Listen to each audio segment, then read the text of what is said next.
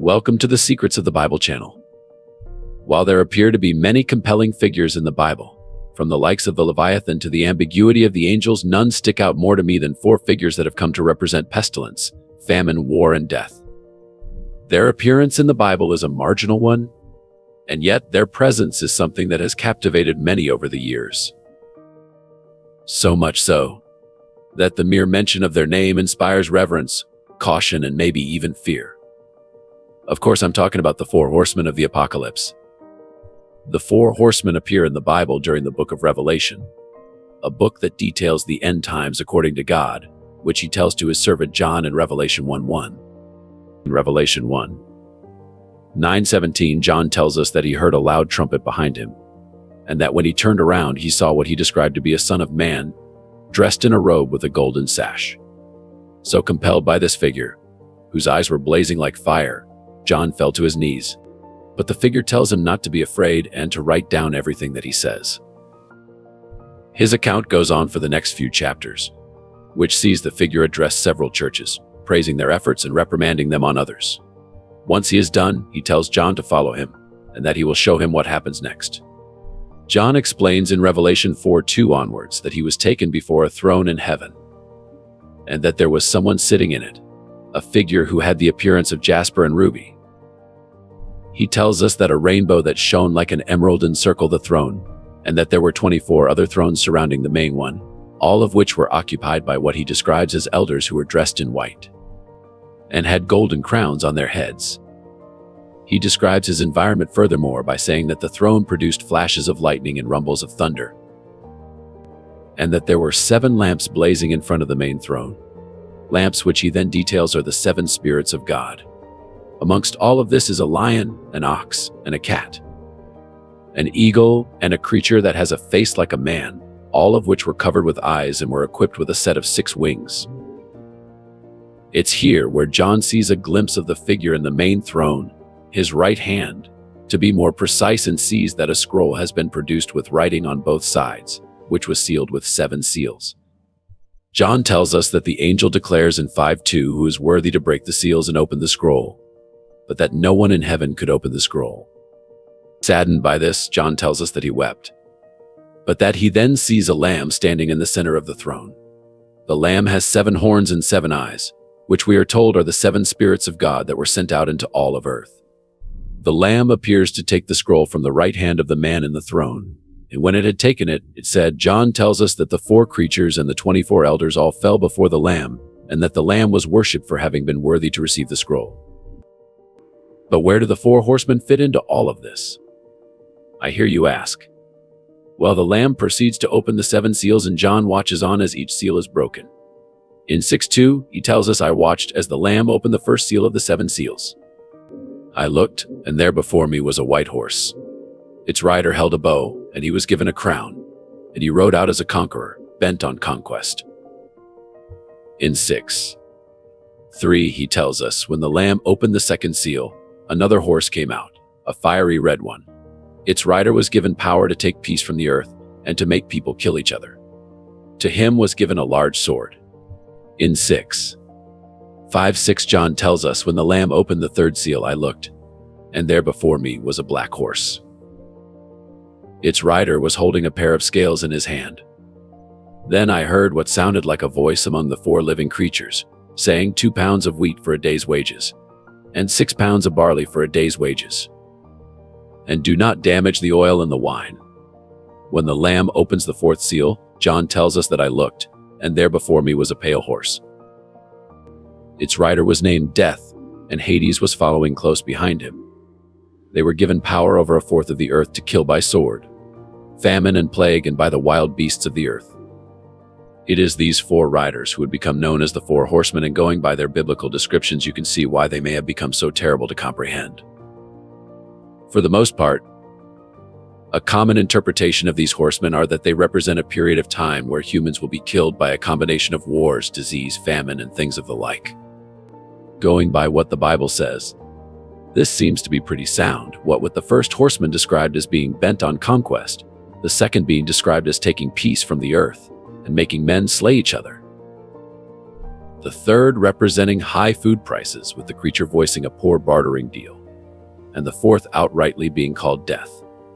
All four of these horsemen are summed up in the final line of 6:8. They were given power over a fourth of the earth, to kill by sword, famine, and plague, and by wild beasts of the earth. It becomes pretty obvious by this that the intentions of the horsemen are to wreak havoc and destruction upon the earth, but that each of them will go about it in a different way, targeting humanity in the ways it will affect them most. The very first horseman, sometimes referred to as the White Rider, or simply Pestilence, is described as carrying a bow and wearing a victor's crown. A common interpretation of the White Rider is that he is associated with the plague or infectious disease. But the Bible does not seem to indicate this in the passage. How the first horseman came to represent pestilence isn't exactly known, though some will agree that the reference of plague in 6:8 likely corresponds to the first horseman. Given that the other references, sword, famine, and wild beasts, may be easily attributed to the other three horsemen, but this is still largely up for debate. In a 1916 novel titled The Four Horsemen of the Apocalypse, the White Rider is described as bending his bow to spread pestilence, and that his arrows were infused with bacteria. Others see this White Rider as Jesus Christ, and that he is a representation of the spreading of his word, and not of disease. In fact, it's understood that there was a time where many saw this first White Rider as a benign figure, one who was Christ, or at least one who represented God, similarly to an angel. Christ does later appear on a white horse in Revelation 19, which may support the idea of this being Christ, particularly when you consider the color white being a symbol of purity and righteousness. The line that refers to the White Rider wearing a crown can also be linked to Christ, suggesting that Christ is the King of all men, as well as the line that describes the White Rider as being a conqueror, in that Christ may be seen as the conqueror of evil. In a complete antithesis, though, many today view the White Rider as not only the physical manifestation of pestilence, but also the Antichrist himself.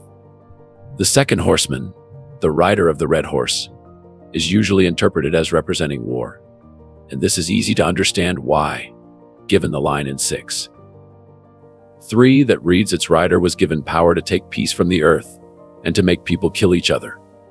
The bluntness of this description leaves little room for misidentification, and we can quite clearly see that the second horseman means business.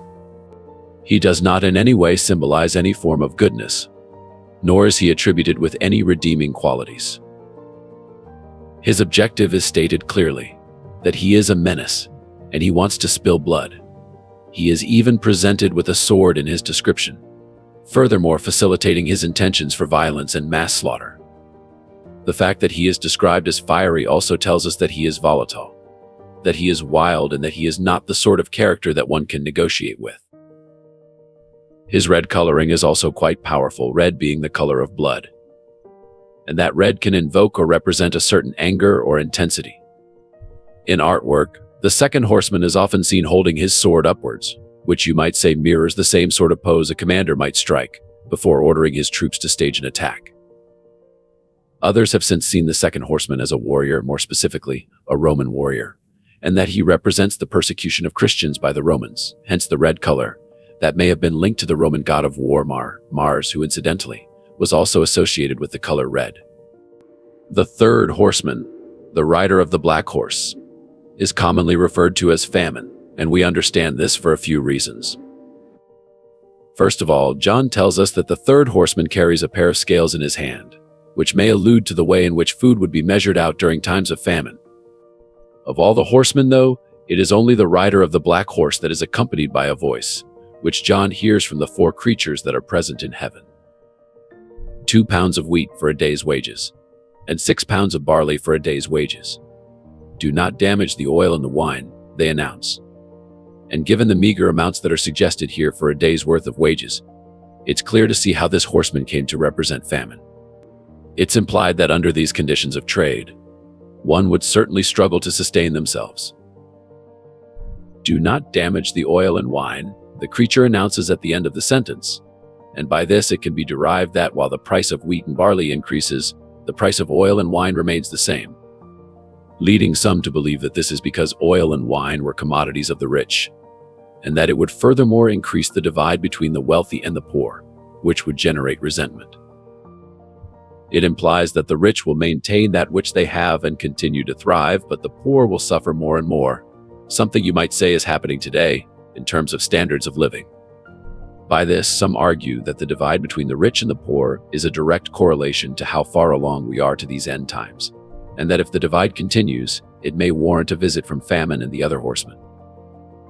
Another case is that the oil and wine are left alone to serve as a cruel irony that may torture mankind, that while they can keep their wine and possibly even drink themselves into a state of merriment, they will still die as a result of starvation. Furthermore, wine and oil are not necessities to human nutrition, but wholesome wheat and other crops at the time would have been right on. By this, the ignoring of oil and wine is simply because the horseman knows that humans can live without it, and therefore doesn't bother trying to take it away from them. Others see the fact of oil and wine being left alone is so that Christianity can be preserved, given that oil and wine are both used in some sacraments and worship. The fourth horseman who rides the pale horse is simply named as Death, and he is the only member of the horsemen who is given a name. I looked, and there before me was a pale horse. Its rider was named Death, and Hades was following close behind him. They were given power over a fourth of the earth to cure by sword, famine, and plague, and by the wild beasts of the earth. You may also notice, based on the passage, Death is the only horseman who does not come equipped with something in his hands, whether this be a weapon or otherwise. You might say that Death is the weapon himself. Instead, he is accompanied by Hades, which in Christian beliefs is a state of place of departed spirits, and not the Greek god of the underworld. Although that might have looked pretty cool. Some illustrations see Death carrying a scythe, though the Bible makes no mention of this. Death may be the most mysterious of the horsemen, given that he doesn't have much of a description. In fact, the only thing that is really described about him is his horse, which is pale, which many may attribute to the color of a corpse. Death's role appears to be quite obvious. He is there to either kill or to collect the souls of the dead. An interesting idea is that Death's presence is here to seek out the Romans, and along with the other horsemen, are to bring about the judgment of God. The death in this case isn't just a mortal death, but also a death of an era, more specifically the death or dissolution of the Roman Empire. Meanwhile, the wild beasts, which are noted at the end of the sentence, may refer to the inhabitants of the earth, once mankind has been wiped out. In our absence, animals would have the lay of the land, and it would be these wild beasts that dominate the face of the earth, in a similar way that dinosaurs once did. It's actually quite poetic that despite man's achievements in civilization and technology, eventually mankind will expire, and nature will reclaim that which it has lost due to our expansion as a species. Many Christians believe today that the horsemen will come to earth in either their physical form or the forms of pestilence, war, famine, and death, which, incidentally, you might say we are certainly seeing a lot of. It's with this thinking that many believers of this idea believe that the end times are in fact upon us. Others even associate the four horsemen with the archangels Michael, Gabriel, Raphael, and Uriel. And this may be due to the non-canonical biblical book of Enoch, which shows the archangels coming down to earth and destroying the Watchers and Nephilim. Others believe that the four horsemen have already come, and that evidence of their presence has been documented throughout history. For example, you might associate the Crusades with that of the first horseman, in terms of conquest. Or you may associate pretty much every war that's ever happened with that of the second horseman. Others look to the Great Famine of the 14th century as a connection to the third horseman. But of course, these are likely just coincidences, given that the horsemen are considered to represent the end times, and we're still very much here, for now. Perhaps then it is a cautionary tale, and we are being drip-fed some of the punishments that we thrust upon us by what the Bible describes as the end times. We understand that the book of Revelations has served believers since the earliest times as a warning to walk in the righteous path, and to be humble in the eyes of God, as well as to goad the wicked in changing their ways, lest they face pestilence, war, famine, and death. But let me know what you think about each of the four horsemen and some of the tales you've heard regarding these imposing, threatening figures. Have these calamities that are colorfully detailed in the Bible already befallen us, as we've seen in many disasters across the world? Or is this just a preview of what is in store when the 7 seals are eventually broken? Let me know your thoughts in the comments below. And as always, if you've enjoyed today's video, be sure to give it a thumbs up and don't forget to subscribe. Until the next time, guys.